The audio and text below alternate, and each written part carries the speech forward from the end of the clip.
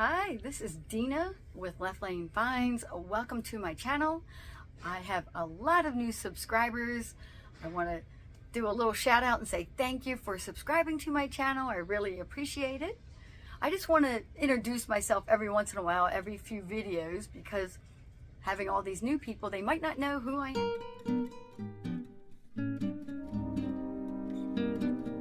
am.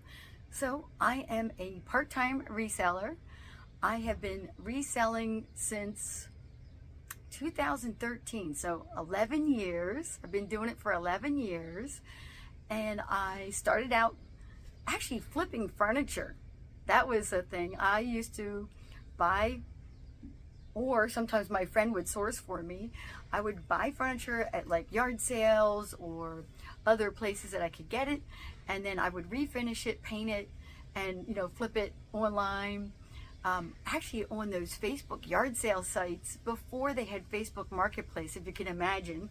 But I had so much fun doing that. But then I started selling on eBay and then Poshmark, and then you keep adding on to like all the different marketplaces. Then I added Etsy, then I added Whatnot, and now I'm on Niknax.net. It is just so much fun, and there's more marketplaces out there. I mean, I haven't even started like Macari, there's Depop, there's First Dibs. It goes on the list of places that you can resell. But I can't do all the marketplaces, but I'm on a few. I'm on a bunch. I like it. And last night, I did my first train on Niknax.net. It's a live selling, and there's a theme to the train. And this one is called What's on the Menu, and it was around the world.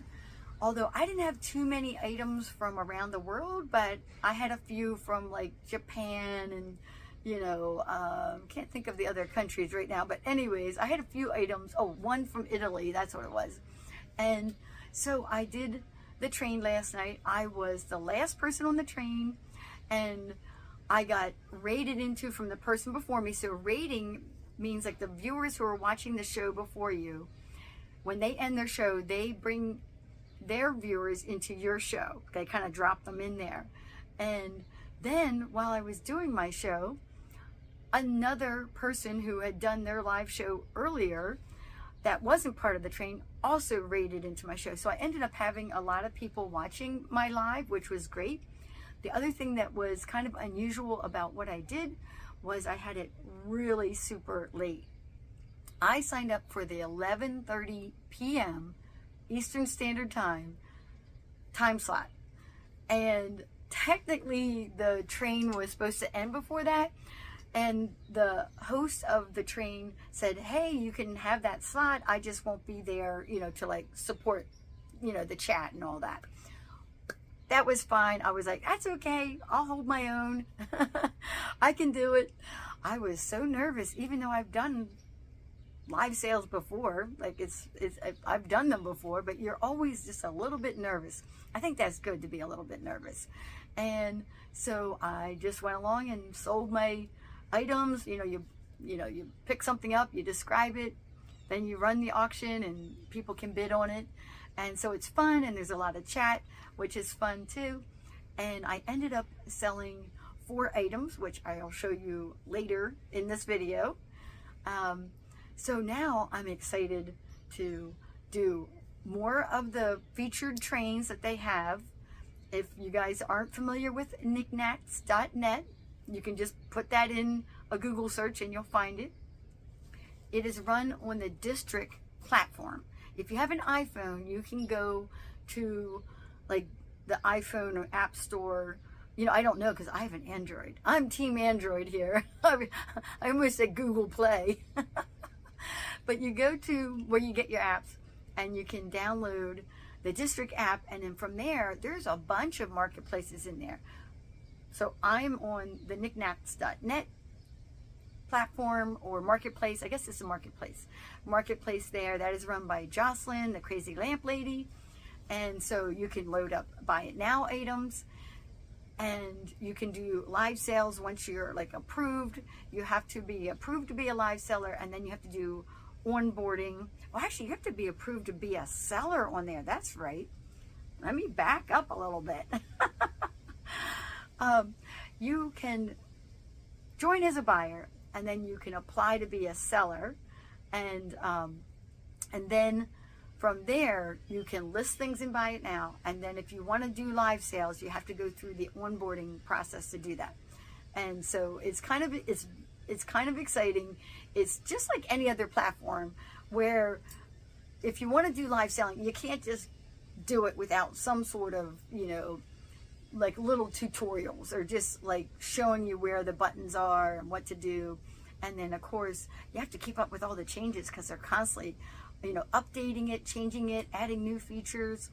Now that I am Team Android, they just put in the live selling on Android phones. So that's the only thing I can do right now with my Android with the District app. But they're going to be adding all the features that the iPhone people have soon. So I'm looking forward to that. So when I go to list something, I just go to the browser on my phone, and then I go to Niknax, and then I can list. There's a couple of different buttons there. You can, you know, if you don't click it here, you click there, you can click here, and then you can list it. And then you can always go on your laptop and you can edit. If you need to edit something on there, like if you realize, oh, I listed it and it has a misspelling or something, you can do that. And or you can like change the price, you know, or like, oh, I think I priced that too high or too low. You can go in there and, you know, make any minor changes, that kind of thing. So I am just so excited about working on that platform. It is really new, but is growing really fast. She is so close to 30,000 people on the platform. And then I think that, I'm not sure how many sellers there are, like 3,600 sellers at the moment. And she likes to keep that ratio so that there's more buyers than there are sellers. So I love that. I love that feature. But let's get to it. Let's go and I'll show you what sold. I'll tell you how much I paid for it and what it sold for. This is where I do my live sales. I prop my phone up on this, so I'm low tech. And then I just bring the items out and show the items and then run the auctions. I also had a bunch of items in the Buy It Now listings, as well as more Buy It Now items in the marketplace itself. So let me show you what sold. Sold the little brass pig.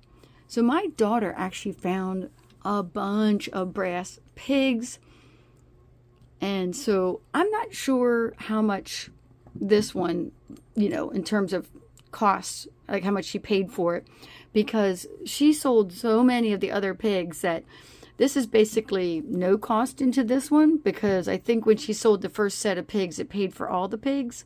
So I sold him, he's a cute like paperweight little brass pig, for $6. Sold him for $6. Let me put him aside. And then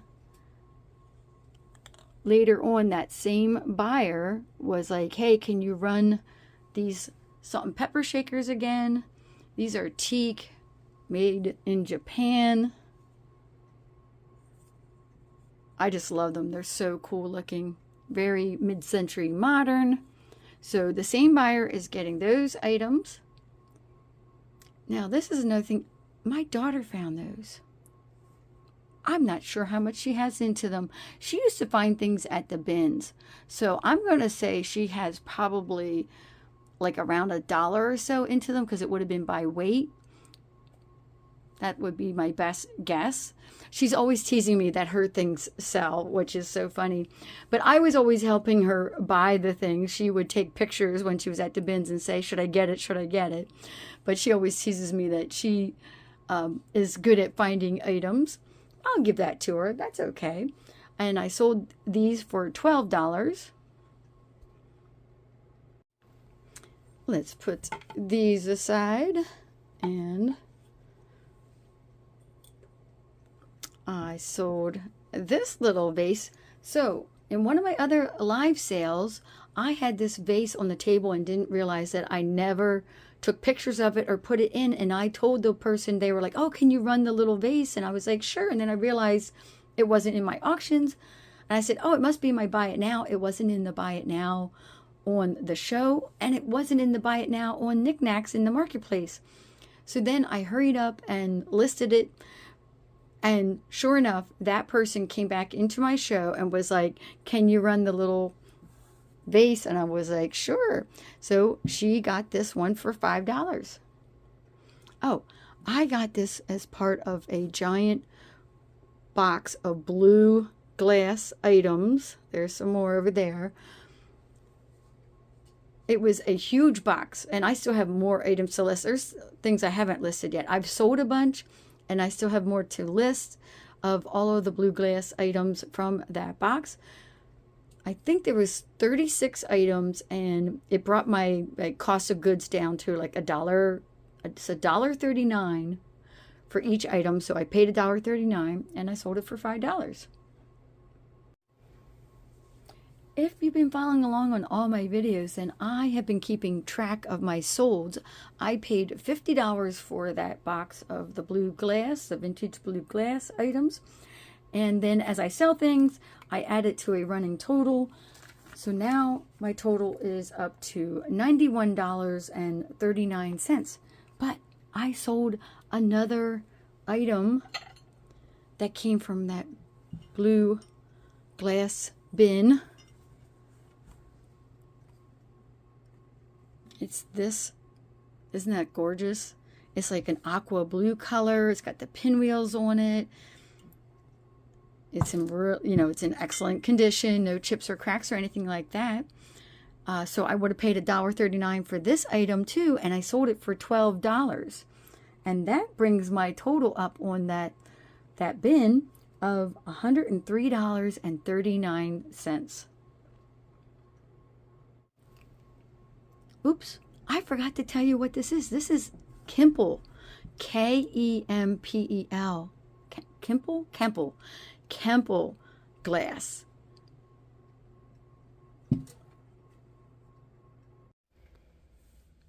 When I was looking around to see what I had already listed in the Niknax.net marketplace to add to my live sale, because I was like on the menu, I'm doing kitchen items, and then it also had the around the world theme to it, and I was like, I need to add more items. I didn't actually run these as auctions in the show, but I did add them to the buy it now. But they run this train like once a week, so if I'm back on it again, I can rotate out, because obviously I sold some stuff. I want to bring in new stuff, maybe take away a few of those other items that are on the table and add even more items, because when I started looking around at my inventory that's downstairs in the basement, I'm like, oh, I have gravy boats. I have all kinds of things I can sell. I have this covered butter dish. This is that marmalade pattern. I love picking that up. And then this is, so everyone calls this one Hazel Atlas, but I'm not sure. It might be anchor hocking. It has this unusual marking on it right there. And I have multiple items with that same marking on it. And that logo, I have searched every which way on Google, just trying to figure out who makes it. So I'm going to go with Hazel Atlas, because everyone calls this one Hazel Atlas, but some of my other items are anchor hocking, and everyone calls them anchor hocking, and that's just how I'm going to list it. Are you guys as curious as I am to see what's in this bag of yarn? And I'm starting to notice under my light here in my light box that it looks like there's a project in here. I picked this up because it says that it's alpaca yarn, which goes for good money. The whole bag says $8.98, but I would have got this for less. I always get the senior discount, which is 25% off, and then depending on the color tag, let's say that this was a 50% off tag, then this would have been 50% of that. I'll have to go and look and see what I actually paid for this and let you know.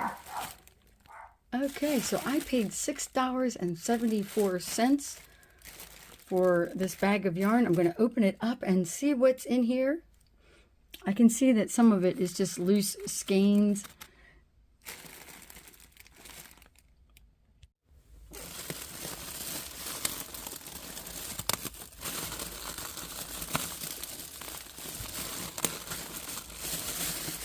I'm just going to tear the bag open and I'm going to just dump it out. And see what I got. Oh, some of them are rolling away. It reminds me of that episode in Star Trek. What do they call those little critters that multiplied and they were everywhere?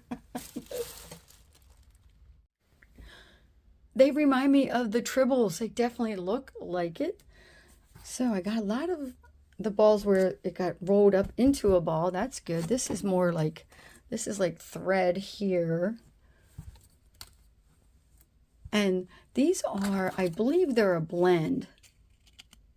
This alpaca yarn is like 50% alpaca and 50% wool. Oh yeah, it does say it on there. Right there. And then that's the brand name, that Barocco. I don't know how to say Barocco. So what I would do is, these would just be partial skeins. I can put together like same colors and do it that way. Oh, there's some more of this. Ooh, I just unraveled it everywhere. I'm definitely going to have to work with this so it doesn't get too, I wanted to see it too tangled up. Oh, this is interesting. It's almost like braided the way that's really interesting.